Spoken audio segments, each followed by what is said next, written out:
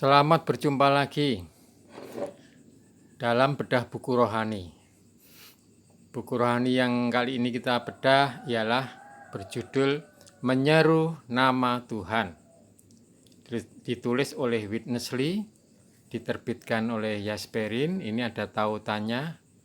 Kemudian saya sendiri adalah Joni Laksito. Nah, menyeru nama Tuhan itu dilihat dari bahasa Ibrani. Itu adalah kata menyeru berarti memanggil, menjerit kepada, berteriak kepada. Sedang bahasa Yunaninya berarti berteriak kepada seseorang, memanggil nama seseorang. Pengertiannya, menyeru berarti memanggil nama seseorang dengan suara yang bisa terdengar. Nah, kalau kita bandingkan dengan berdoa, berdoa tidak harus dengan suara yang bisa terdengar. Dia bisa dengan diam, tenang. Nabi Yeremia mengatakan di Ratapan 3, "Ya Tuhan, aku menyeru namamu dari dasar lubang yang dalam. Engkau mendengar suaraku, janganlah kau tutupi telingamu terhadap pernafasanku, terhadap teriak tolongku."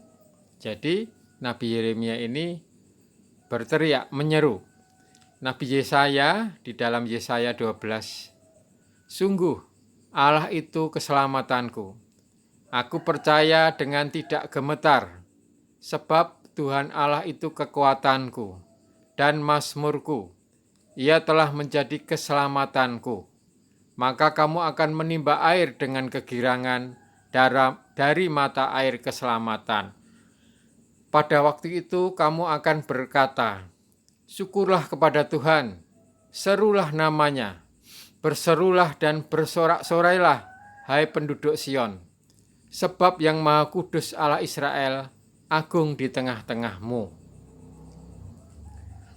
Menyeru nama Tuhan dalam Perjanjian Lama itu diawali oleh Enos, putra Set, adalah generasi manusia yang ketiga di Kejadian pasal 4 ya.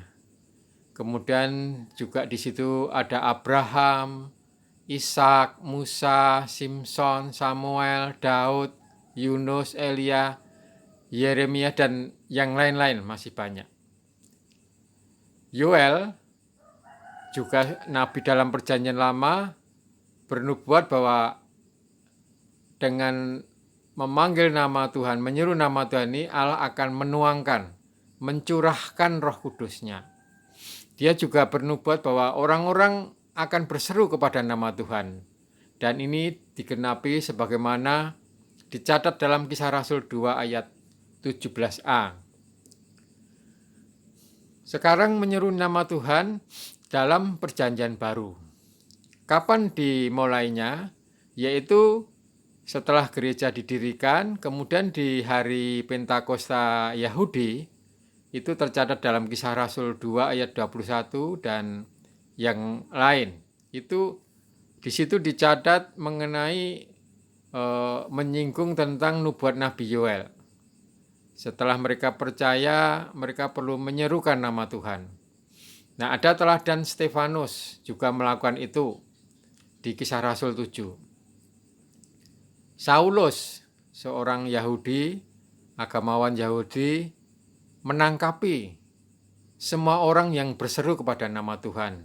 Tercatat dalam Kisah Rasul 9. Di situ berarti ciri khas orang Kristen adalah orang yang menyeru kepada nama Tuhan. Ingat, tadi pengertian menyeru adalah memanggil nama Tuhan dengan bersuara.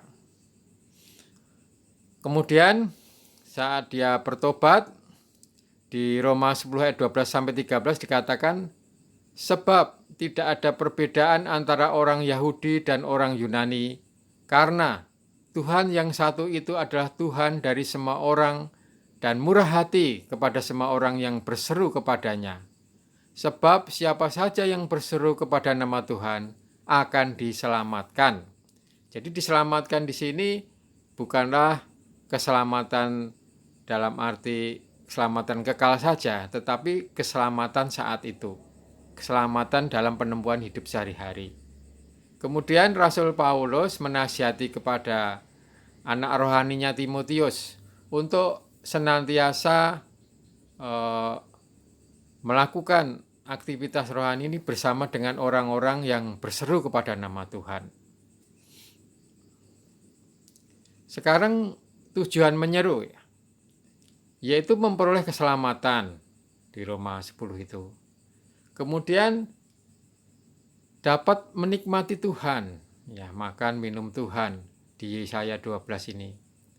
Kemudian memperoleh keselamatan dari kesulitan dan kesesakan. Jadi ini adalah saat ini, saat itu yang dialami. Bila ada kesulitan, kesesakan, panggil nama Tuhan. Kemudian memperoleh merasakan, menikmati kasih setianya melimpah di dalam kita. Kalau kita ingin kasih setia Tuhan melimpah, kita perlu menyeru nama Tuhan. Mazmur 86. Kemudian juga bisa menerima roh itu, yaitu Allah yang telah menjadi roh itu. Kemudian menjadi kepuasan kita. Kita bisa tidak dipuaskan oleh hal-hal selain Allah, tapi dengan menyeru nama Tuhan kita mendapatkan Allah, maka kita akan puas. Kemudian di 1 Korintus 12 kita menikmati Tuhan dengan menyeru. Minum roh pemberi hayat di 1 Korintus 12 ayat 13. Kemudian dengan menyeru nama Tuhan kita dapat dibangkitkan.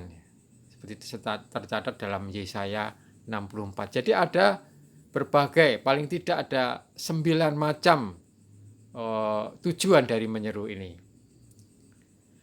Bagaimana sekarang cara menyerunya? Perlu diperhatikan bahwa kita perlu punya hati yang murni. Jadi untuk menyeru ini hati kita harus murni kepada Tuhan. Benar-benar memanggil Tuhan. Tidak berpura-pura, ya. Tidak merendahkan Tuhan. Kemudian hati di dalam, bibir di luar. Bibir kita harus bersih. Bibir kita tidak bisa mengucapkan kata-kata yang tidak bersih, kata-kata yang kotor. Dengan sering kita mengatakan kata-kata kotor, kita tidak bisa menyeru nama Tuhan. Tapi dengan bibir yang bersih. Kemudian kita perlu membuka mulut kita. Mazmur 81. Apabila kita ingin menyeru, kita harus mau membuka mulut kita. Jangan dikunci mulutnya, ya. Tapi kita harus berlatih.